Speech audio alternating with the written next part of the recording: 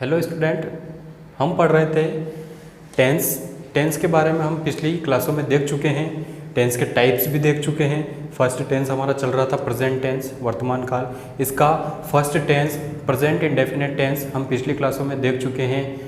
पिछली क्लास में हमने देखा प्रेजेंट इंडेफिनिट टेंस के बारे में, उसके स्ट्रक्चर के बारे में, फॉर्मूलों के बारे में, और एग्जाम्पल्स भी हमने देखे।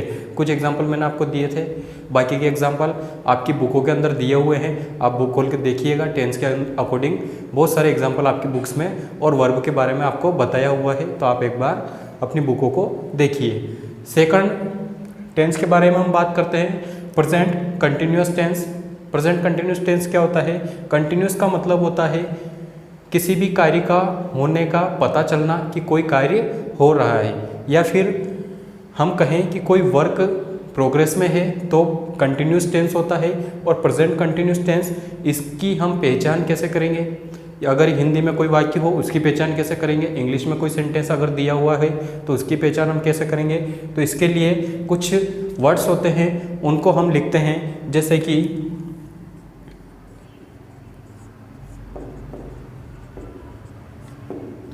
हिंदी पहचानों की हम बात करें तो किसी भी हिंदी सेंटेंस के अंदर दिया होता है वाक्य के यदि वाक्य के अंत में रहा है, रही है या रहे हैं आदि शब्द आए तो, आदि शब्द हो तो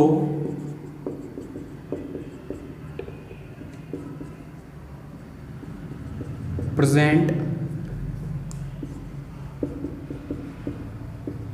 कंटिन्यूअस टेंस होता है। ठीक है, लेकिन हम अगर इंग्लिश सेंटेंस की बात करें,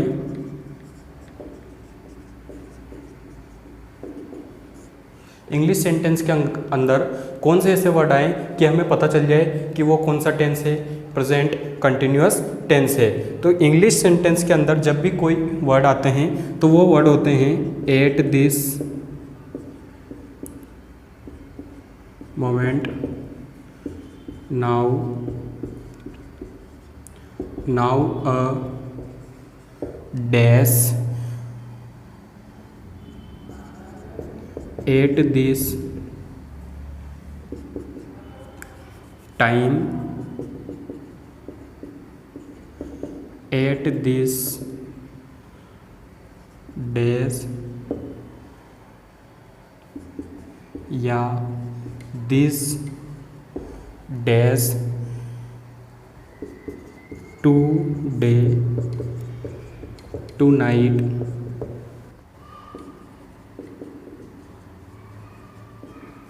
कंटिन्यूअसली। ऐसे वर्ड अगर आ जाते हैं किसी भी इंग्लिश सेंटेंस के अंदर तो वो कौन सा टेंस होता है? वो प्रेजेंट कंटिन्यूअस टेंस होता है। कौन से word? At this moment, now, now a days, at this time, at this days, today, tonight और कंटिन्यूअसली। अगर ये वर्ड हमारे सेंटेंस के अंदर हमें मिल जाते हैं तो हम आसानी से पहचान सकते हैं कि ये प्रेजेंट कंटिन्यूअस टेंस का सेंटेंस है, जिसके अकॉर्डिंग हमें वर्ब पुट करनी होती है। अब हम इसके स्ट्रक्चर्स को देखते हैं।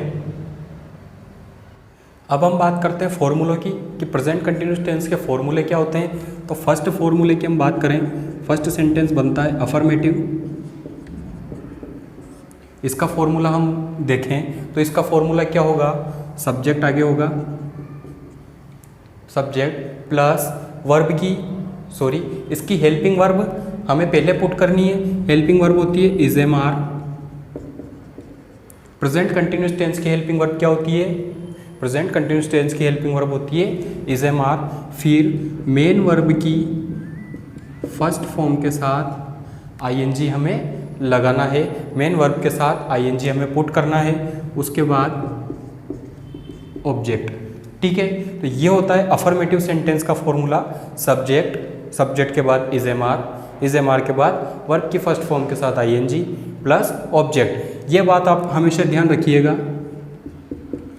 कि वर्ब की फर्स्ट फॉर्म के साथ आईएनजी वहीं पुट होता है जहाँ पर कंटिन्यूस टेंस होगा, चाहे वो प्रेजेंट का हो, पास्ट का हो फ्यूचर का हो, तीनों टेंस में वर्ब की फर्स्ट फॉर्म के साथ आईएनजी पुट करना ही है, तो वो क्या कहलाता है, कंटिन्यूस टेंस कहलाता है। वर्ब के साथ आईएनजी अगर लगा हुआ है तो वो भी कंटिन्यूस टेंस में आ जाता है। दूसरा सेंटेंस हम देखते हैं, नेगेटिव सेंटेंस। नेगेटिव सेंटेंस का स्ट्रक्चर होगा subject plus is am are plus not plus verb की फर्स्ट फॉर्म के साथ आईएनजी प्लस ऑब्जेक्ट। क्या चेंजेस है इसमें? इसमें इज़एमआर जो हेल्पिंग वर्ब है उसके बाद नॉट लगा हुआ है, क्योंकि नेगेटिव सेंटेंस है, नकारात्मक वाक्य है।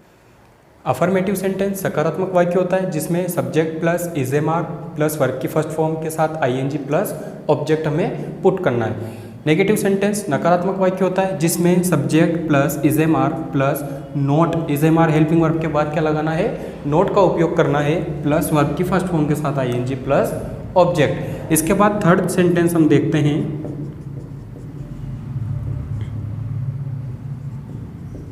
Interrogative sentence. इंटेरोगेटिव सेंटेंस में क्या होता है, हेल्पिंग वर्ब आगे आ जाती है, तो हेल्पिंग वर्ब क्या है, इज़एमआर प्लस सब्जेक्ट पीछे आएगा, सब्जेक्ट प्लस वर्ब की फर्स्ट फॉर्म के साथ आईएनजी प्लस ऑब्जेक्ट। और चूंकि ये हम इंट्रोगेटिव सेंटेंस को पढ़ रहे हैं, प्रश्नवाचक वाक्य हम पढ़ रहे हैं, इसलिए इसमें क्या लगाना है, क्वेश्चन मार्क को लगाना है, इसे नहीं भूलना है, ठीक है। इसके बाद हम अगला सेंटेंस देखते हैं, तो अगला सेंटेंस होगा इंटेरोगेटिव प्लस नेगेटिव। दोनों एक साथ होंगे, मतलब प्रश्नवाचक भी होगा और नकारात्मक भी होगा, ठीक है। अब इसका सेंटेंस हम देखते हैं, तो क्या बनेगा, is am are plus subject plus not plus verb की फर्स्ट फॉर्म के साथ आईएनजी प्लस ऑब्जेक्ट और प्लस क्वेश्चन मार्क, ठीक है। तो ये होता है चारों प्रकार के स्ट्रक्चर आपके। फर्स्ट वाला था अफर्मेटिव, सेकंड था नेगेटिव, थर्ड था इंटेरोगेटिव और फोर्थ था इंटेरोगेटिव प्लस नेगेटिव। ये होते हैं फॉर्मूले। हम शॉर्ट तरीके से देखें तो प्रेजेंट कंटिन्यूस टेंस की हेल्पिंग वर्ब होती है इज, एम, आर और इसके साथ मेन वर्ब की फर्स्ट फॉर्म के साथ आईएनजी यूज़ होता है। ये बात हमेशा ध्यान रखनी है, मैं हमेशा एग्जाम्पल के ऊपर ये लिख के बता दूंगा। इससे पहले वाले टेंस में हमने देखा डू या डस थी, वर्ब की फर्स्ट फॉर्म थी, वर्ब की फर्स्ट फॉर्म के साथ एस या ई एस था। यहाँ पे हमने इज़एमआर था, वर्ब की फर्स्ट फॉर्म के साथ आईएनजी था। अब हमें इज़एमआर और वर्ब की फर्स्ट फॉर्म आईएनजी में इज़एमआर का यूज़ किस अकॉर्डिंग करना है, सब्जेक्ट के अकॉर्डिंग करना है। अगर सिंगुलर सब्जेक्ट है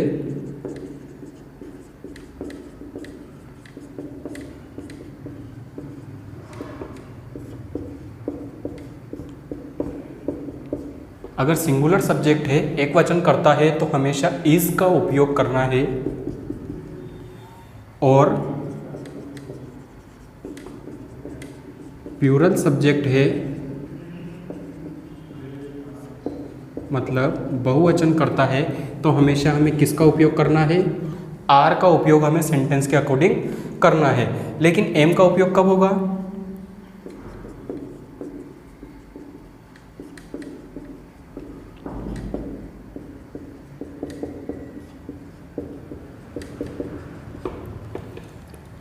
एम का उपयोग कब होता है, आई के साथ एम का उपयोग होता है। हमेशा एम का यूज़ कहाँ करना है हमको, जहाँ पर सब्जेक्ट क्या हो, सब्जेक्ट आई हो।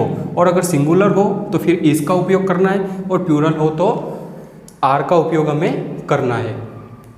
एग्जाम्पल देखते हैं हम। तो एग्जाम्पल में सबसे पहले मैं बताता हूँ आपको, I am writing a poem. एक सेंटेंस मैंने लिखा हुआ है I am writing a poem. तो यहाँ पे देखिए आप, सब्जेक्ट क्या है, आई है। आई के साथ हेल्पिंग वर्ब क्या यूज़ होती है, आई के साथ हमेशा एम का यूज़ करते हैं। तो आई के साथ किसका यूज़ किया, एम का यूज़ किया। यहाँ पे मेन वर्ब क्या है, मेन वर्ब है यहाँ पर राइट, WRIT, राइट। तो हम कौन सा टेंस पढ़ रहे हैं? प्रेजेंट कंटिन्यूस टेंस पढ़ रहे हैं। इसकी वर्ब की फर्स्ट फॉर्म के साथ हमेशा किसका यूज़ करना है? इन का यूज़ करना है, ING हमें लगाना है। तो राइटिंग अ पोयम, मैं एक कविता लिख रहा हूँ। तो हमने क्या किया? I am writing a poem में सब्जेक्ट को देखा, सब्जेक्ट के अकॉर्डिंग हेल्पिंग वर्ब लगाई, हेल्पिंग वर्ब के अकॉर्डिंग फिर हमने जो टेंस हमारा था उसके अकॉर्डिंग हमने इसको चेंज कर दिया। ठीक है, अगला सेंटेंस हम देखते हैं। He is sitting under the tree. अब यहाँ पे आपको ब्रैकेट में फर्स्ट फॉर्म दे सकता है। फर्स्ट फॉर्म को आपको कंटिन्यूस में चेंज करने को कहा जाए तो कंटिन्यूस में कैसे चेंज होगी? He is sitting under the tree. हमेशा सब्जेक्ट देखना है, सब्जेक्ट के साथ क्या दिया हो? सब्जेक्ट के साथ हमेशा सिंगुलर फॉर्म, सिंगुलर सब्जेक्ट अगर हो तो हमेशा इज का उपयोग हमें करना है, और अगर आई हो तो एम का उपयोग करना है, और अगर प्लूरल सब्जेक्ट कोई आ जाए, प्लूरल सब्जेक्ट कोई आ जाए तो उसके लिए हमें क्या करना है? आर का उपयोग करना है। एग्जाम में क्वेश्चन कैसे आता है? एग्जाम में क्वेश्चन आपको दे दिया जाएगा, सेंटेंस पूरा लिख के दे दिया जाएगा, और क्या करेंगे वो? इस हेल्पिंग वर्ब की जगह को छोड़ देंगे। अब हेल्पिंग वर्ब की जगह अगर उसने छोड़ी तो आपको सेंटेंस पढ़ना है, सेंटेंस के अकॉर्डिंग फिर हमें हेल्पिंग वर्ब का यूज़ करना है। तो सेंटेंस देखना आपको, सेंटेंस में सबसे पहले क्या देखोगे? सब्जेक्ट देखोगे, क्या है? आई है या सिंगुलर सब्जेक्ट है या प्लूरल सब्जेक्ट है। अब यहाँ पे आई था तो आई के साथ हमेशा किसका उपयोग करते हैं? एम का यूज़ करते हैं। तो हमने यहाँ क्या पुट करना है? एम पुट करना है। लेकिन हमें सेंटेंस को थोड़ा आगे भी देख लेना है कि यहाँ पे वर्ब की फर्स्ट फॉर्म के साथ ING लगा हुआ है तो प्रेजेंट कंटिन्यूस टेंस है, और प्रेजेंट कंटिन्यूस टेंस में हमेशा क्या लगती है? Helping verb is am are लगती है। आप देख लो, अगर वर्ब के फर्स्ट फॉर्म के साथ ING लगा हुआ है और प्रेजेंट टेंस में बात हो रही है तो फिर हेल्पिंग वर्ब लगेगी इज एम आर। अब इज एम आर तीनों में से कोई एक लगेगी। तो यहाँ पे आई था तो आई के साथ एम लगता है, और यहाँ पे ही था, ही के साथ हमेशा इज का उपयोग होता है। ठीक है,